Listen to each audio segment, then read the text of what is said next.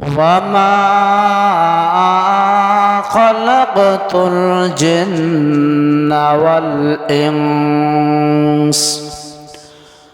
والإنس إلا ليعبدون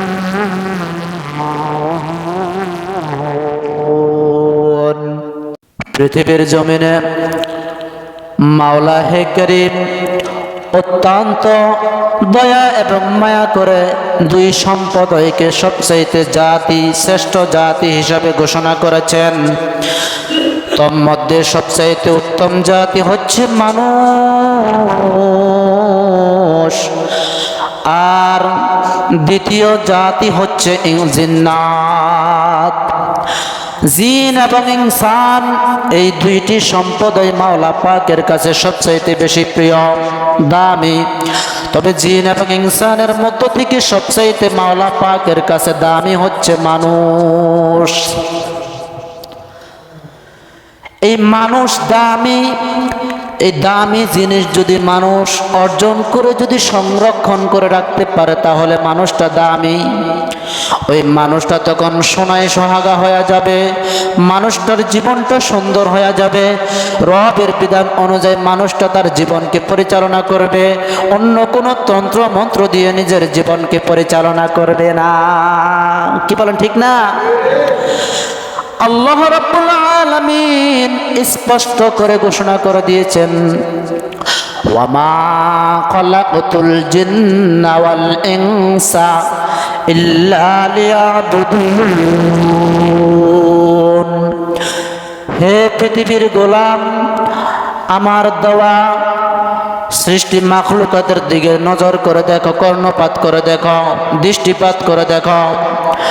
আমি তোমাদেরকে এবং জিন সম্প্রদায়কে অত্যন্ত দয়া এবং মায়া করে পৃথিবীর জমিনে প্রেরণ করেছি।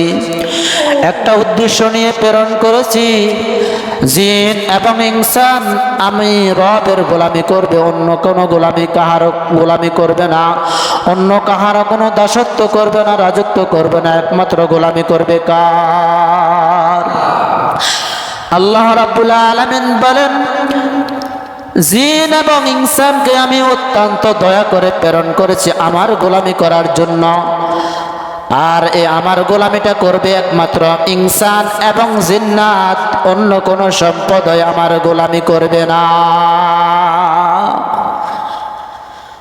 হ্যাঁ, অন্য কোন মাখলুকাত রবের গোলামি করবে না ঠিক, তবে রব তাদেরকে একজনের গোলামি করার জন্য নির্ধারণ করে দিয়েছেন।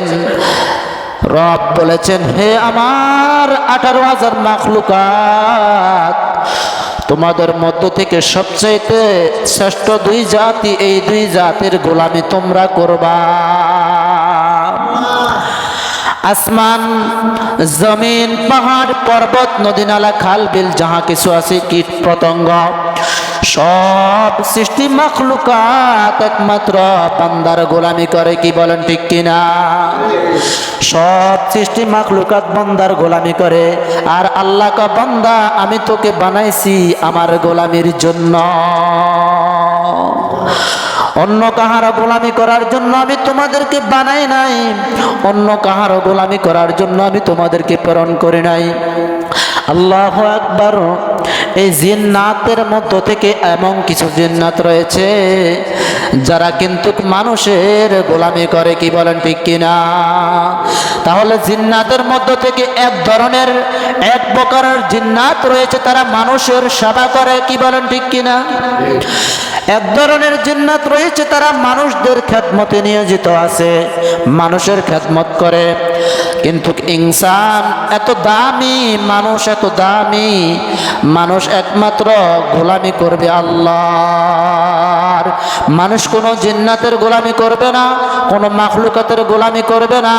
কোনো মাখলুকাতের গোলামি মানুষের পক্ষ থেকে সম্ভব হবে না করা, শোভনীয় হবে না। একমাত্র মানুষ গোলামি করবে কার?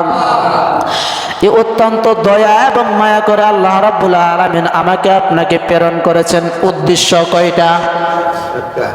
কথা কয় না, উদ্দেশ্য মাত্র একটা।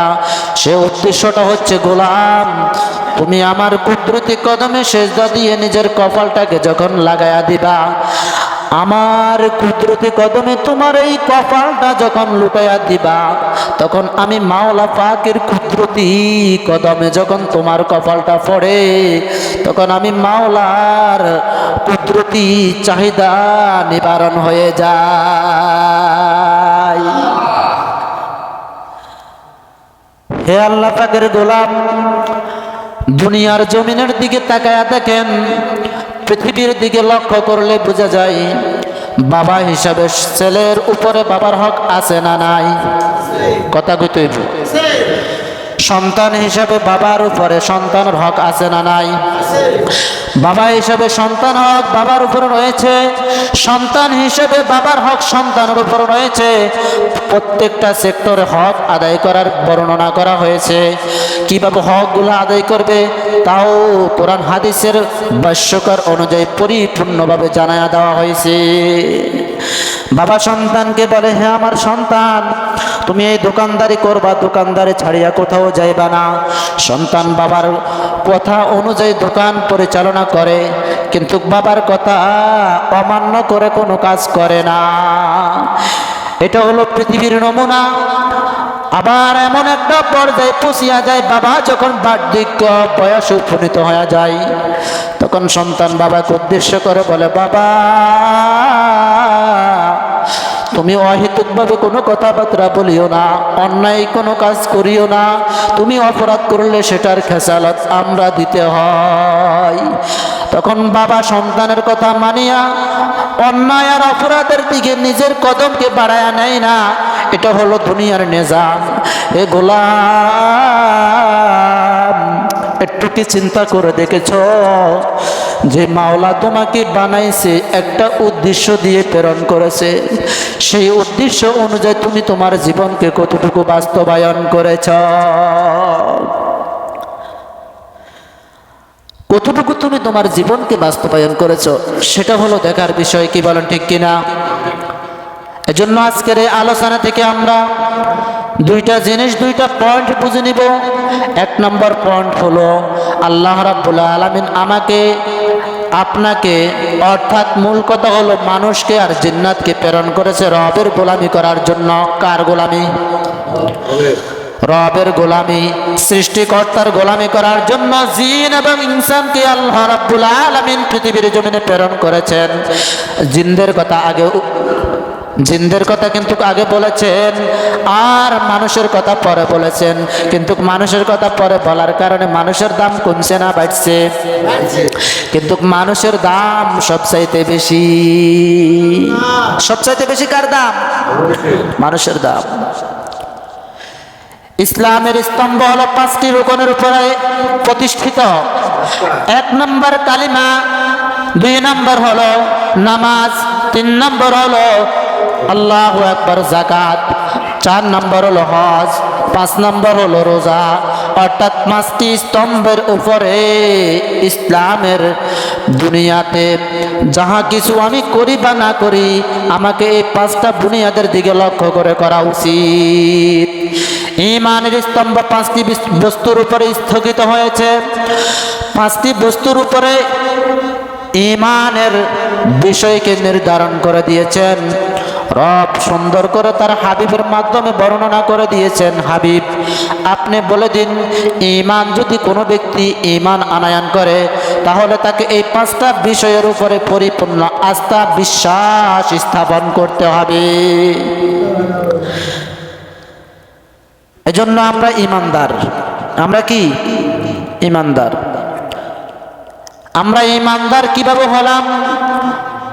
আমাদের পূর্বপুরুষের সূত্র অনুযায়ী আমরা ঈমানদার দাবি করছি, কিন্তু আসলে আমরা কতটুকু ঈমানদার হতে পারলাম সেটা কিন্তু দেখার বিষয়।